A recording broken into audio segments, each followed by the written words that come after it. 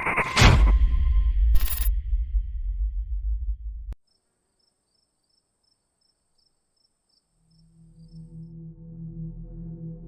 मी तुम्हा सर्वांना सागरच्या आयुष्यात घडलेली एक अशी भयानक घटना सांगणार आहे, जी ऐकल्यानंतर कदाचित तुम्ही सुद्धा रात्रीच्या वेळी एखाद्या निर्जन घाट रस्त्यावरून एकट्याने प्रवास करण्यापूर्वी अनेक वेळा विचार कराल. मित्रांनो, ही केवळ एक भूताची गोष्ट नाही. सागरच्या मते त्याच्या आयुष्यात घडलेला हा सर्वात भयानक अनुभव आहे. असा अनुभव ज्याची आठवण झाली तरीही आजही त्याच्या अंगावर काटा येतो. सागर हा महाराष्ट्रातील कोल्हापूर जिल्ह्यात राहणारा ट्रक चालक होता. गेल्या अनेक वर्षापासून तो ट्रक चालवत होता. त्यामुळे महाराष्ट्रातील अनेक महामार्ग, घाट आणि निर्मनुष्य रस्ते त्याने रात्रीच्या वेळी पार केले होते. कधी पुणे, कधी मुंबई, कधी नाशिक, तर कधी कोल्हापूर आणि गोव्यापर्यंतचा प्रवास त्याच्यासाठी अगदी नेहमीचा होता. रात्रीच्या काळोखाची त्याला अजिबात भीती वाटत नव्हती. त्याच्यासाठी रस्ता म्हणजे काम आणि ट्रक म्हणजे त्याचं आयुष्य. पण मित्रांनो, माणूस कितीही अनुभवी असला तरी काही ठिकाणी अशी असतात जिथे फक्त अंधार नसतो, तर त्या अंधाराच्या मागे काहीतरी अनाकलनीय घडलेलं असतं. आणि सागरला याची कल्पनाही नव्हती. त्या दिवशी सागरने कोल्हापूरमधील एका गोदामातून माल भरला होता. तो माल गोव्याच्या दिशेने पोहोचवायचा होता. माल वेळेवर पोहोचवणं गरजेचं असल्यामुळे त्याने संध्याकाळ होताच ट्रक सुरू केला. सुरुवातीला रस्त्यावर चांगलीच वर्दळ होती. अनेक ट्रक, कार आणि दुचाकी त्याच्या आसपासून जात होत्या. रस्त्याच्या कडेला असलेल्या हॉटेल्स आणि ढाब्यांवरही गर्दी होती. पण जसजशी रात्र वाढू लागली तसतशी वाहनांची संख्या कमी होऊ लागली. रात्रीचे साधारण 10 वाजले तेव्हा रस्ता बराच मोकळा झाला होता. आणि मध्यरात्रीच्या सुमारास तर परिस्थिती पूर्णपणे बदलली. आता रस्त्यावर अधूनमधून एखादं वाहन दिसत होतं. सागर मात्र शांतपणे ट्रक चालवत होता. रात्री 1 वाजण्याच्या सुमारास तो आंबोली घाटाच्या परिसरात पोहोचला. आंबोली घाटाच्या दाट जंगलातून जाणारा रस्ता त्या रात्री नेहमीपेक्षा अधिक शांत वाटत होता. रस्त्याच्या दोन्ही बाजूंना उंच झाडं होती. ट्रकच्या हेडलाईटचा प्रकाश काही मीटरपर्यंतच पोहोचत होता आणि त्या पलीकडे फक्त काळोख होता. आकाश काळ्या ढगांनी झाकलेलं होतं. चंद्र कुठेच दिसत नव्हता. थंड वारा झाडांच्या फांद्यांमधून वाहत होता आणि पानांच्या सळसळीचा आवाज संपूर्ण घाटात घुमत होता. सागरने आरशात पाहिलं. मागे दूर दूरपर्यंत एकही वाहन नव्हतं. समोरही रस्ता पूर्णपणे रिकामा होता. त्याने रेडिओ सुरू केला. हळू आवाजात गाणं सुरू झालं आणि सागरने स्वतःला जागं ठेवण्यासाठी आवाज थोडा वाढवला. पण काही वेळातच त्याला एक विचित्र गोष्ट जाणवली.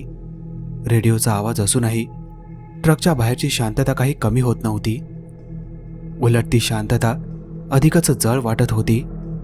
सागरने खिडकीतून बाहेर पाहिलं. फक्त काळोख. त्याने स्वतःशीच पुटपुटलं, थोडा वेळ अजून, मग गाव लागेल. आणि त्याने पुन्हा रस्त्याकडे लक्ष दिलं. तेवढ्यात अचानक त्याच्या अंगातून एक विचित्र बेचैनीची लहर गेली. त्याला स्पष्टपणे जाणवलं जणू कोणीतरी त्याच्याकडे पाहत आहे. सागरने लगेच डावीकडे पाहिलं. काहीच नव्हतं. उजवीकडे पाहिलं. तिथेही फक्त दाट जंगल. त्याने स्वतःला समजावलं की हा थकव्याचा परिणाम आहे. पण काही क्षणांनी ती भावना आणखी तीव्र झाली. जणू जंगलाच्या काळोखात कोणीतरी लपून त्याच्या ट्रककडे पाहत होतं. सागरने पुन्हा समोर पाहिलं आणि त्याच क्षणी त्याच्या ट्रकच्या हेडलाईटच्या प्रकाशात दूर रस्त्यावर काहीतरी दिसलं. एक छोटीशी आकृती. सागरने डोळे बारीक करून पाहिलं. सुरुवातीला त्याला वाटलं की तो एखादा प्राणी असावा. पण ट्रक जसा जसा पुढे गेला तसतशी ती आकृती स्पष्ट होऊ लागली. सागरच्या हाताने स्टेअरिंग घट्ट पकडलं, कारण आता त्याला स्पष्ट दिसत होतं. रस्त्याच्या अगदी मधोमध एक लहान मुलगा उभा होता आणि तो मुलगा हुंदके देत रडत होता. सागरच्या डोळ्यांसमोर रस्त्याच्या मधोमध उभा असलेला तो मुलगा आता स्पष्ट दिसत होता. रात्रीचा 1 वाजला होता. चारही बाजूंना दाट जंगल, निर्मनुष्य रस्ता आणि त्या काळोखात एकटाच उभा असलेला 6-7 वर्षाचा मुलगा. सागरने ट्रकचा वेग कमी केला. मुलाची पाठ त्याच्याकडे होती. त्याने साधे मळलेले कपडे घातले होते आणि तो सतत हुंदके देत होता. सागरच्या मनात पहिला विचार आला, हा मुलगा इथे एवढ्या रात्री एकटाच काय करतोय? त्याने ट्रक आणखी हळू केला. आता मुलाच्या रडण्याचा आवाज ट्रकच्या बंद काचांमधून सुद्धा स्पष्ट ऐकू येत होता. सागरला काळजी वाटू लागली. कदाचित हा एखाद्या अपघातात सापडला असेल किंवा कदाचित आपल्या आई वडिलांपासून हरवला असेल. पण पुढच्याच क्षणी त्याच्या मनात एक विचित्र प्रश्न निर्माण झाला. जर हा मुलगा हरवला असेल तर त्याचे आई वडील कुठे आहेत? आजूबाजूला एकही वाहन नव्हतं. जंगलात कुठेही माणसाची चाहूल नव्हती. मग हा मुलगा या निर्जन घाट रस्त्यावर आला तरी कुठून? सागरने ट्रक रस्त्याच्या कडेला थांबवला. काही क्षण तो सीटवरच बसून राहिला. त्याला आतून भीती वाटत होती, पण त्या मुलाला तिथे एकटं सोडून जाणं त्याला योग्य वाटत नव्हतं. शेवटी त्यांनी दरवाजा उघडला. जसा त्याचा पाय जमिनीवर पडला तसाच एक बर्फासारखा थंड वाऱ्याचा जोत त्याच्या अंगावरून गेला. सागरच्या अंगावर शहार आला. त्याने समोर पाहिलं. मुलगा अजूनही त्याच जागी उभा होता. तो रडत होता, पण त्याने एकदाही मागे वळून पाहिलं नव्हतं. सागर हळूहळू त्याच्या दिशेने चालू लागला. प्रत्येक पावलासोबत जंगलातील आवाज अधिक स्पष्ट होत होते. फांद्यांची सळसळ, दूर कुठेतरी एखाद्या रातकिड्याचा आवाज आणि त्या सगळ्यांच्या मध्ये मुलाचे हुंदके. सागर आता मुलापासून काही पावलांवरच होता. त्याने हळू आवाजात विचारलं, बाळा, तू कोण आहेस? मुलाकडून काहीच उत्तर आलं नाही. सागर आणखी जवळ गेला. घाबरू नकोस, तुझे आई बाबा कुठे आहेत? पुन्हा शांतता. मुलगा फक्त रडत राहिला. सागरने त्याला धीर देण्यासाठी हात पुढे केला.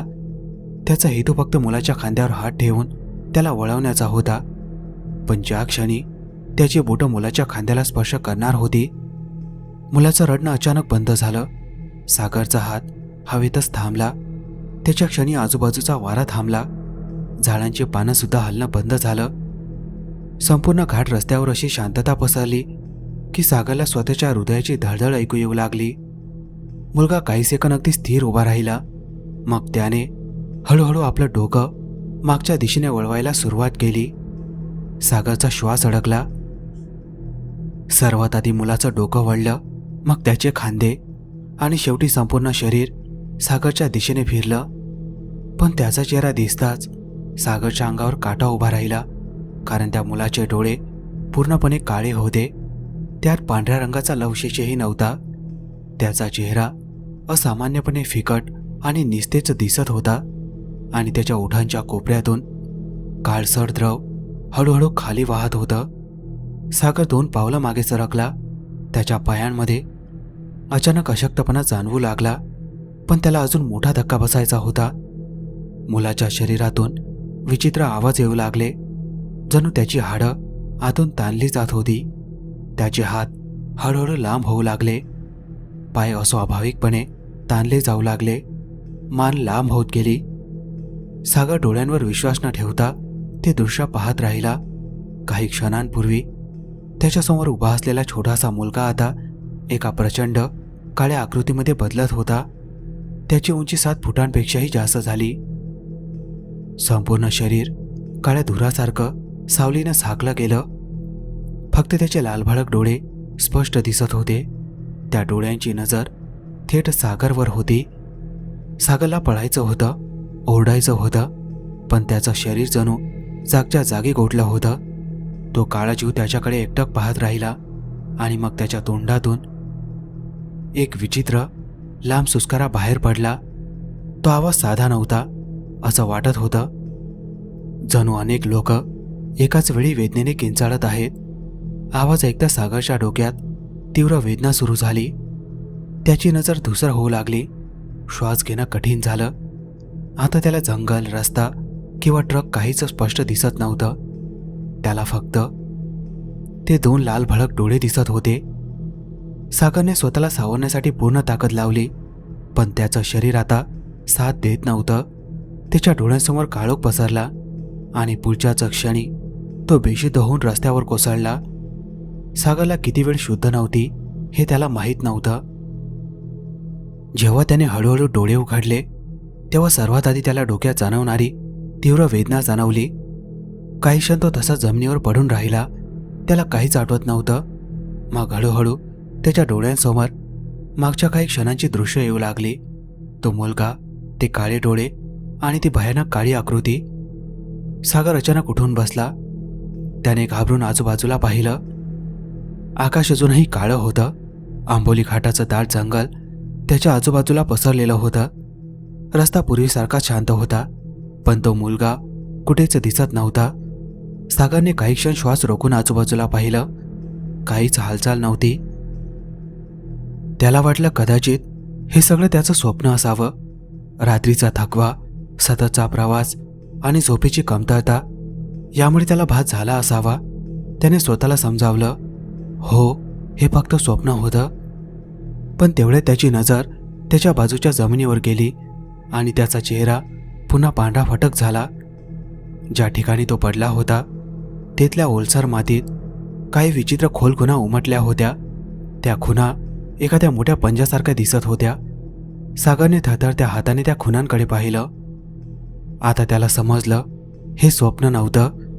त्याने ताबडतोब उठण्याचा प्रयत्न केला. त्याला फक्त एकच गोष्ट करायची होती, इथून शक्य तितक्या लवकर निघून जायचं. तो धावतच आपल्या ट्रकच्या दिशेने गेला. पण ट्रकजवळ पोहोचताच त्याच्या मनात पुन्हा एक विचित्र भावना निर्माण झाली. जणू अंधारात कुठेतरी कोणीतरी अजूनही त्याच्याकडे पाहत होतं. सागरने मागे वळून पाहिलं. रस्ता रिकामा होता. जंगल शांत होतं. तरीही त्याला ती नजर जाणवत होती. त्याने घाईघाईने ट्रकचा दरवाजा उघडला. पण ड्रायव्हरच्या सीटवर नजर पडताच त्याच्या अंगावर पुन्हा काटा आला. सीटवर खोल ओरखड्याचे निशाण होते. जणू एखाद्या धारदार पंजाने सीट अक्षरशः फाडली होती. सागर काही क्षण तिथेच उभा राहिला. जेव्हा तो ट्रकमधून खाली उतरला तेव्हा हे ओरखडे तिथे नव्हते. मग हे निशाण आले कुठून? त्याच्या मनात एक विचार आला. तो बेशुद्ध असताना काहीतरी ट्रकच्या आत होतं. सागरचा घसा कोरडा पडला. त्याने काहीही विचार न करता ड्रायव्हरच्या सीटवर बसून ट्रक सुरू करण्याचा प्रयत्न केला. पहिल्यांदा इंजिन सुरू झालं नाही. त्याने पुन्हा चाबी फिरवली तरीही इंजिन शांत. सागरच्या कपाळावर घाम आला. त्याने तिसऱ्यांदा प्रयत्न केला आणि यावेळी इंजिन सुरू झालं. सागरने सुटकेचा श्वास घेतला. त्याने लगेच ट्रक पुढे नेला.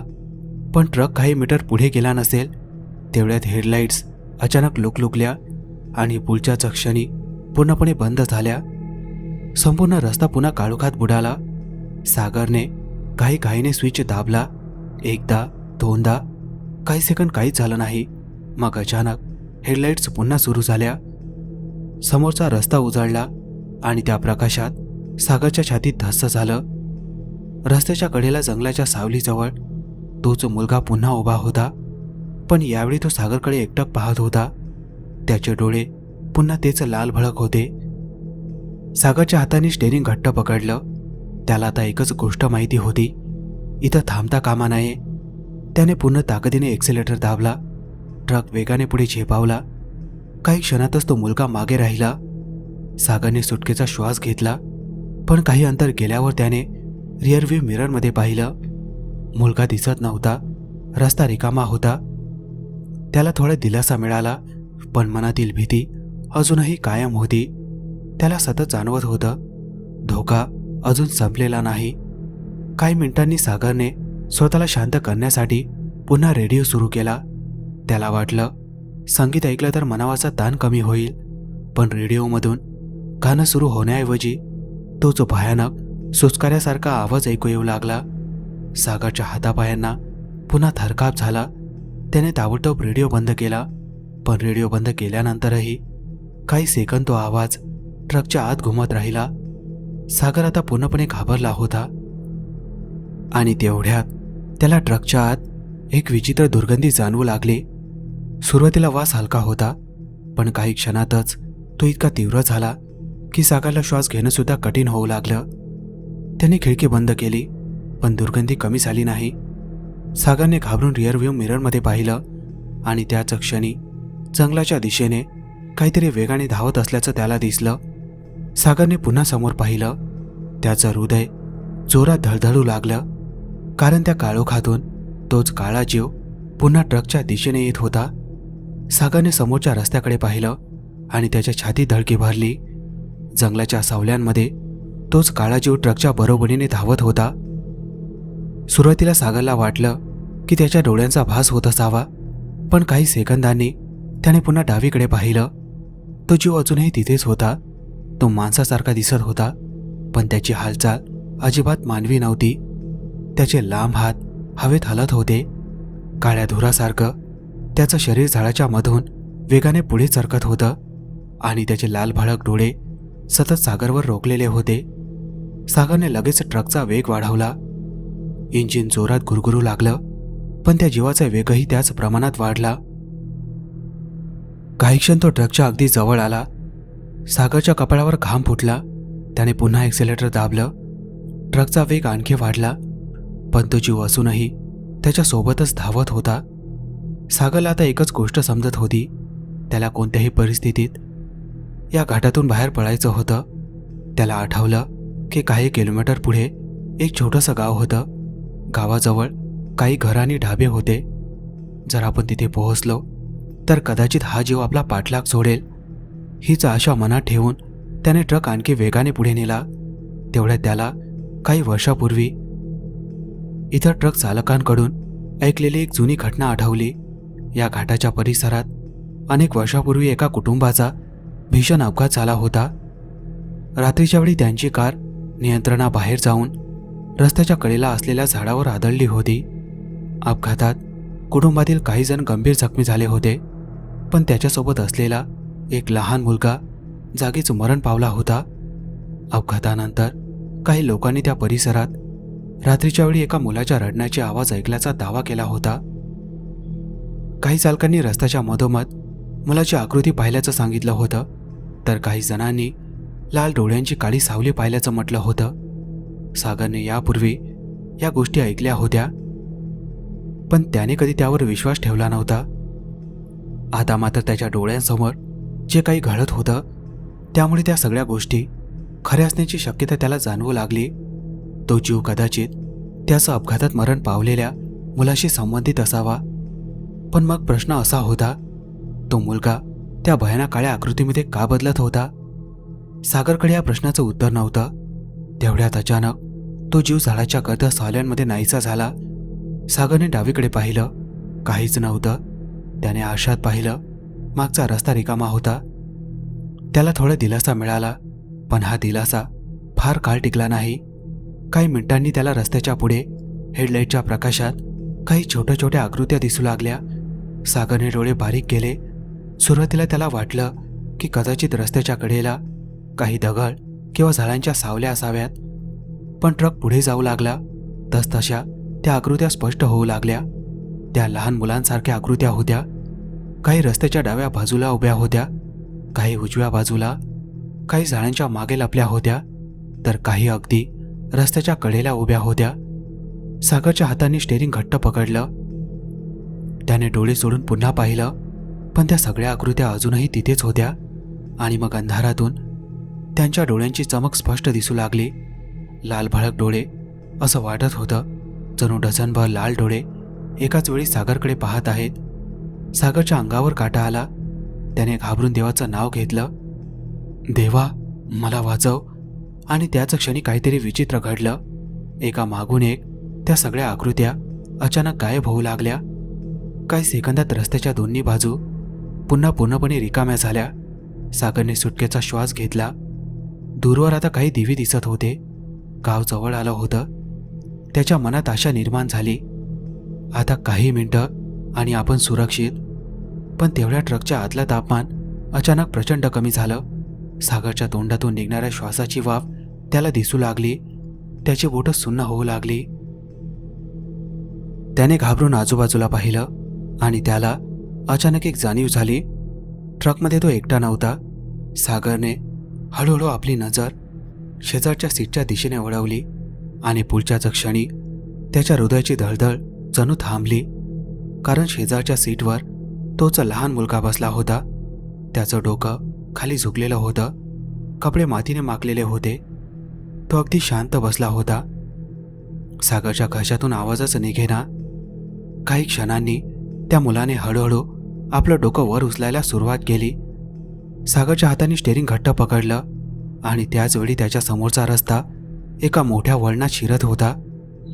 पण सागरला आता रस्त्यापेक्षा शेजारी बसलेल्या त्या मुलाचीच भीती वाटत होती.